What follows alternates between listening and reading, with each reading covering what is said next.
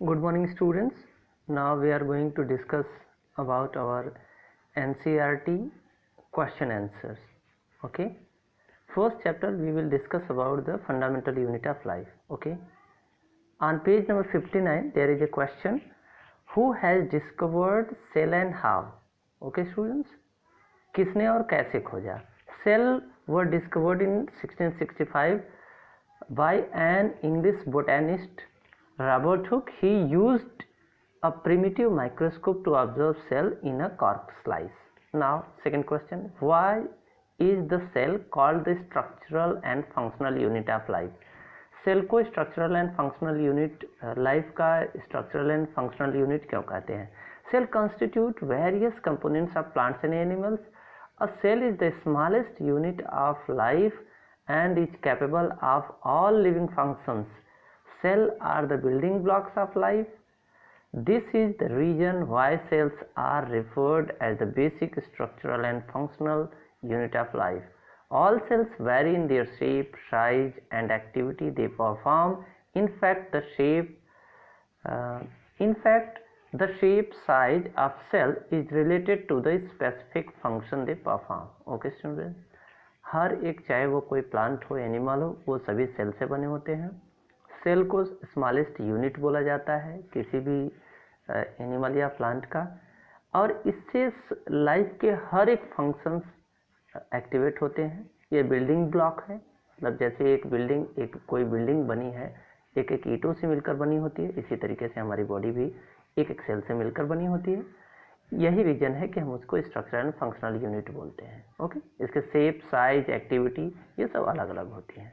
Okay students, now our next question on the page number 61, that is the question: how do substances like CO2 and water move in and out of the cell? Discuss. Okay, किसी भी cell के अंदर carbon dioxide और water अंदर का बाहर और अंदर आने जाने की जो प्रक्रिया है, इसको यहाँ पर डिस्कस करना है.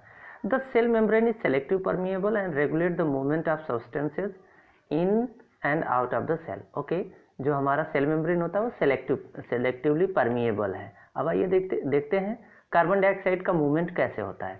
CO2 is produce during the cellular respiration. जैसा कि आप लोग जानते हैं कि सेलुलर रेस्पिरेशन के समय में जब ग्लूकोज बर्न होता है, ओके, माइटोकॉन्ड्रिया के अंदर, तो CO2 वहाँ से आपका प्रोड्यूस होता है. Therefore it is present in high concentration inside the cell. Okay, क्योंकि एनर्जी की ज़रूरत हमेशा पड़ रही है हमारे हर एक डिफरेंट पार्ट्स को, तो हमेशा CO2 का कंसंट्रेशन वहाँ CO2 निकलते रहता है.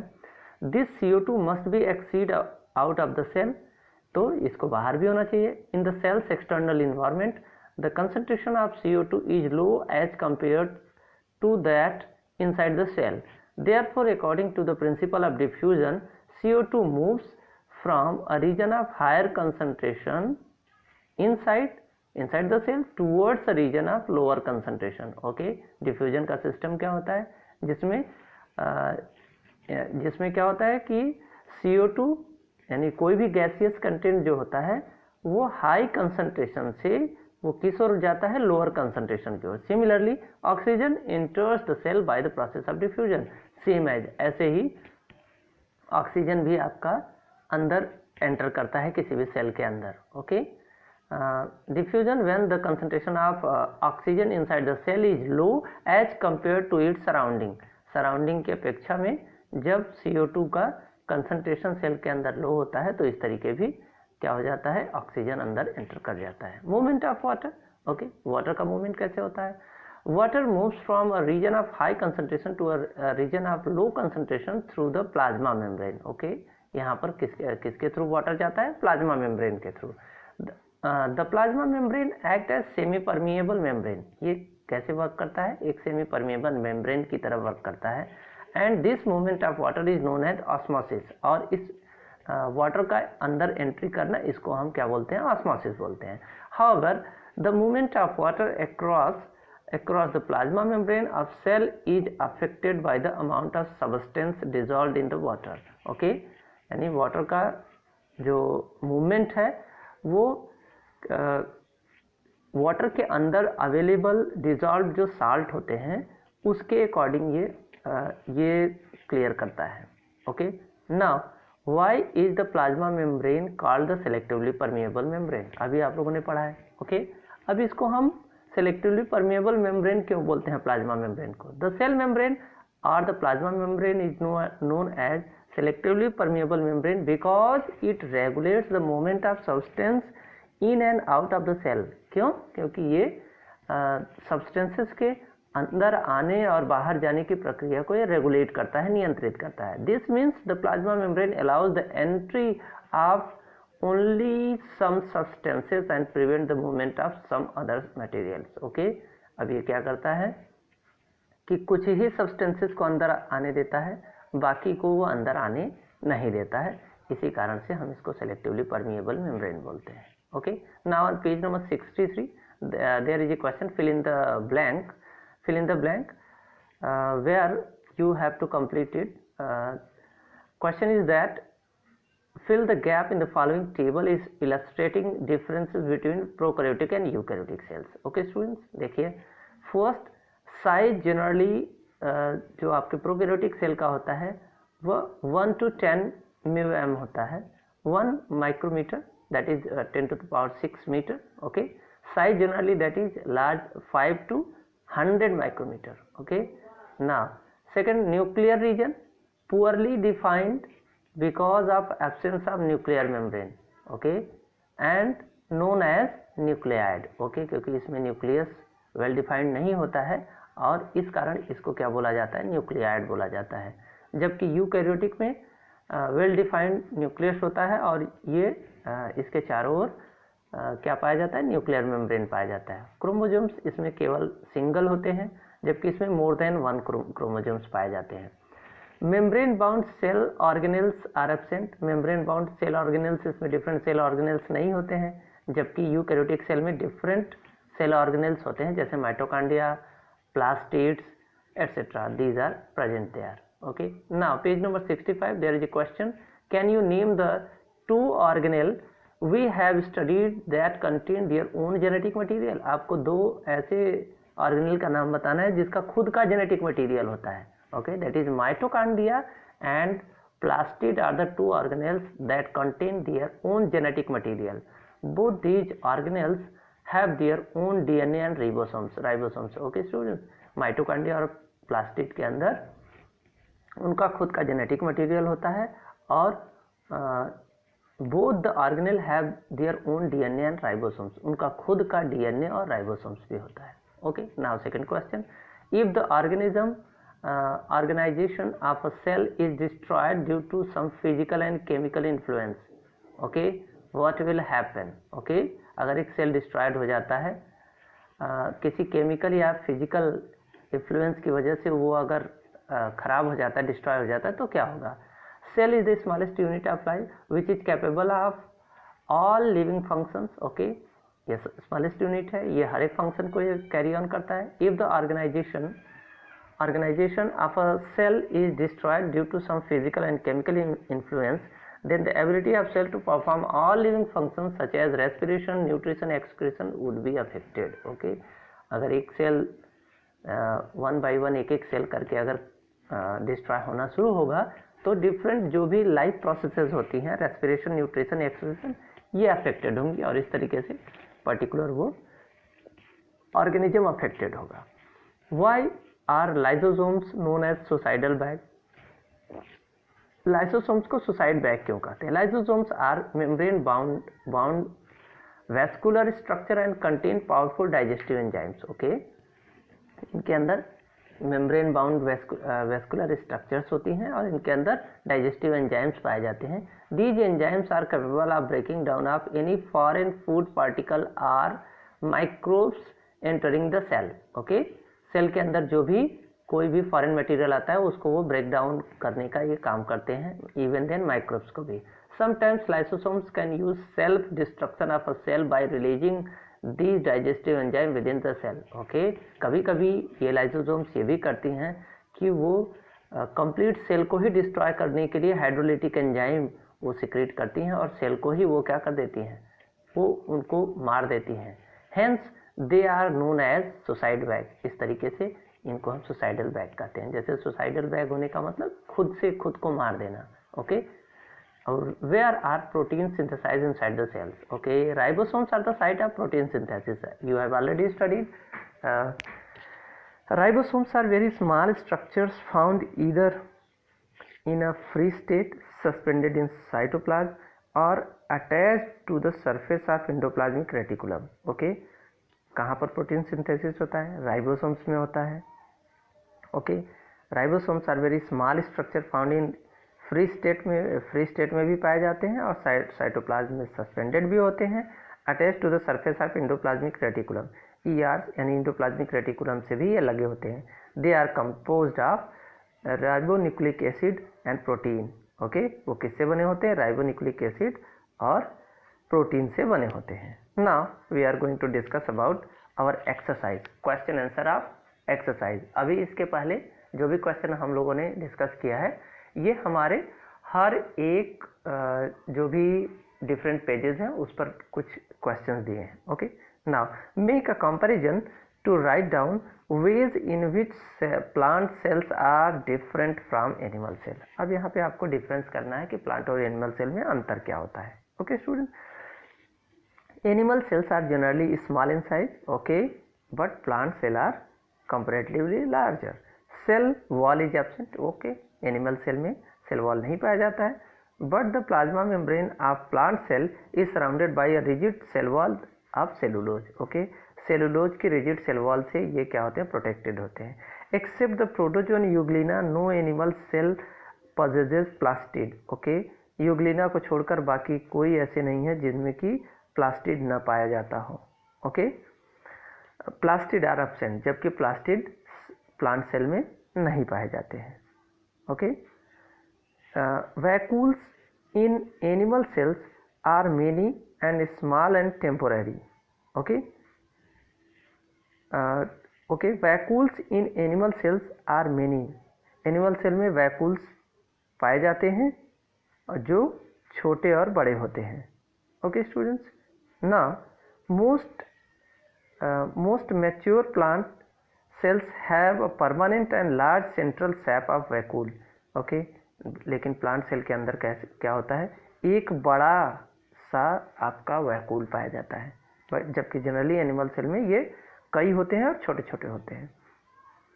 Animal cells have a single highly complex and prominent Golgi apparatus. Okay, animal cell में गोल्जी apparatus पाए जाते हैं. Plant cells have many simpler units of Golgi apparatus called dictyosomes. Okay, इनमें कई होते हैं और उनको क्या बोला जाता है? डिक्टियोसोम बोला जाता है. Animal cells have centrosome and centriole. Animal cell में सेंट्रोसोम और क्या पाया जाता है?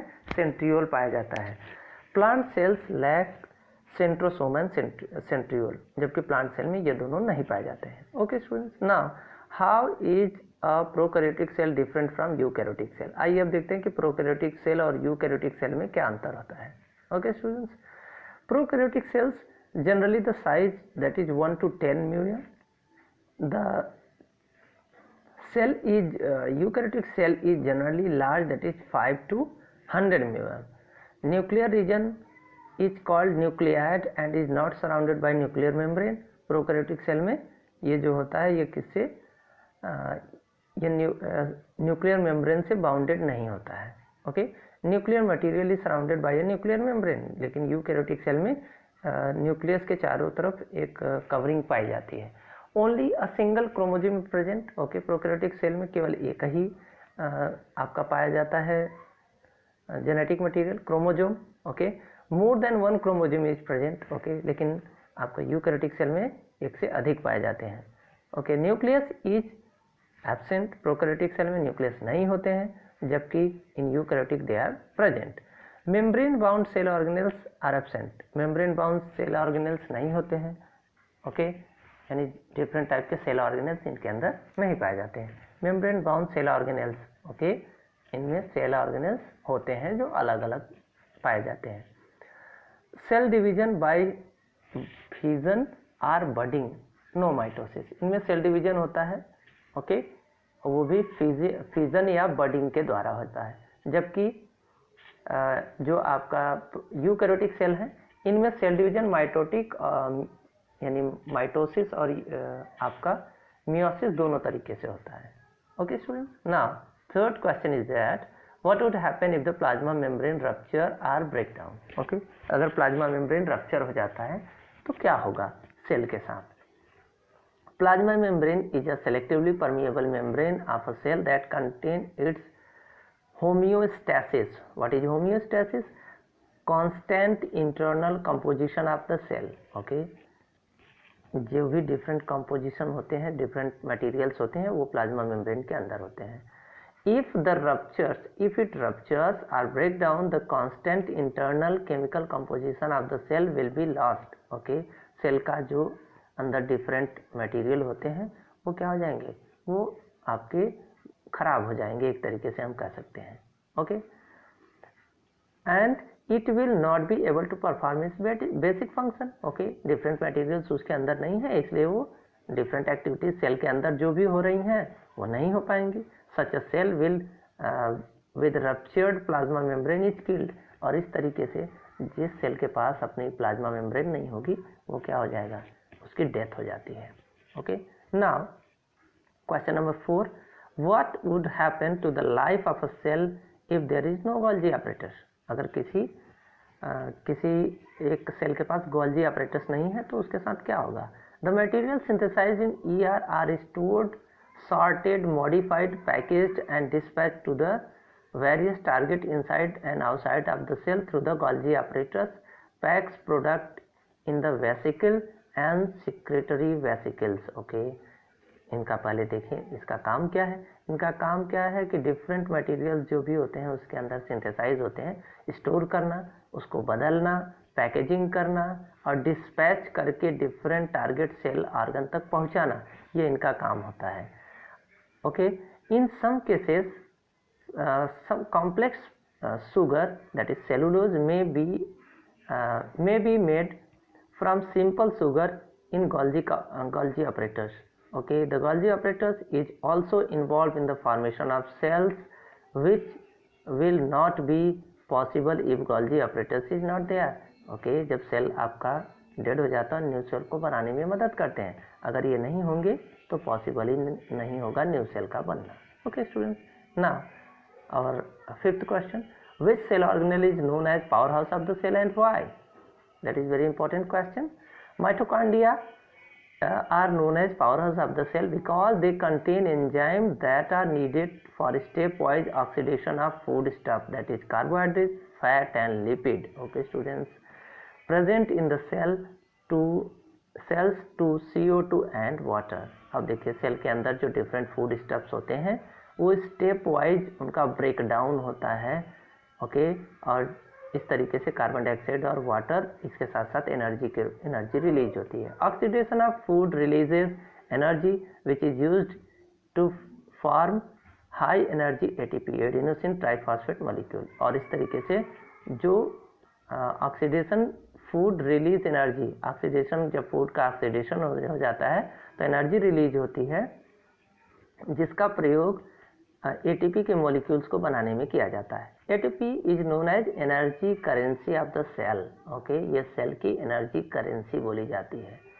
And it is used as cellular fuel. और इसका काम क्या होता है, यह सेलुलर फ्यूल के रूप में काम करता है, हर एक सेल को एक एनर्जी देने के लिए ईंधन का काम करता है।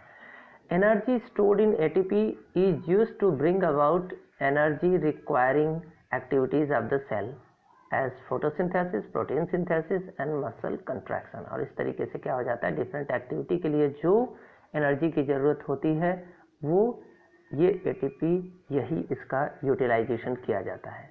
ओके, नाउ और sixth question, where do the lipids and proteins constituting the cell membrane get synthesized. Okay, आइए देखते हैं कि लिपिड और प्रोटीन कहाँ पर सिंथेसाइज होते हैं। Rough endoplasmic reticulum synthesize protein constituting cell membrane. Okay, rough endoplasmic reticulum में आपका क्या बनता है, प्रोटीन्स बनते हैं। स्मूथ एंडोप्लाज्मिक रेटिकुलम में क्या बनते हैं, synthesize lipid constituting cell membrane. Okay, ये लिपिड्स को वहाँ पर सिंथेसाइज करते हैं। Okay, now how does amoeba obtain its food? Okay, amoeba अपना फूड कैसे प्राप्त करता है? Amoeba has flexible cell membrane, it enables amoeba to इंगर्स the food by the process of endocytosis. देखिए, इंडोसाइटोसिस के थ्रू फूड को ये अपने अंदर एंटर करते हैं। जैसा कि आप लोगों ने प्रीवियस क्लास में पढ़ा होगा, उसमें अमीबा के बारे में बताया गया होगा कि इनके पास स्यूडोपोडिया होता है। स्यूडोपोडिया के थ्रू वो क्या करते हैं, जब कोई फूड मटेरियल इनके करीब आता है तो ये उसको घेर लेते हैं, सराउंडेड कर लेते हैं। सराउंडेड करने के बाद ये सेल के अंदर, इनकी बॉडी के अंदर वो चला जाता है। हाइड्रोलिटिक एंजाइम के थ्रू वो डाइजेस्ट हो जाता है। डाइजेस्ट होने के बाद जो डिफरेंट मटेरियल उसके होते हैं, जो भी प्रोटीन्स या विटामिन्स जो भी उनसे सिक्रेट होते हैं, उससे निकलते हैं, वो डाइजेस्टिव मटेरियल डाइजेशन के बाद वो साइटोप्लाज्म में चले जाते हैं, और जो एक्सक्रीटरी प्रोडक्ट होता है वो धीरे धीरे बॉडी से किसी एक पार्ट उसका बॉडी का रप्चर होता है, टूटता है, और वहाँ से वो बाहर हो जाता है। Okay students, now what is osmosis? It is also very important question. The diffusion of water, okay, or solvent through a semi-permeable membrane from a solution of lower concentration of solute to a solution of higher concentration of solute। मतलब lower concentration का जो liquid है उसका किस ओर जाना, higher concentration की ओर जाना। To which the membrane is relatively impermeable is called as osmosis। Okay students, thank you.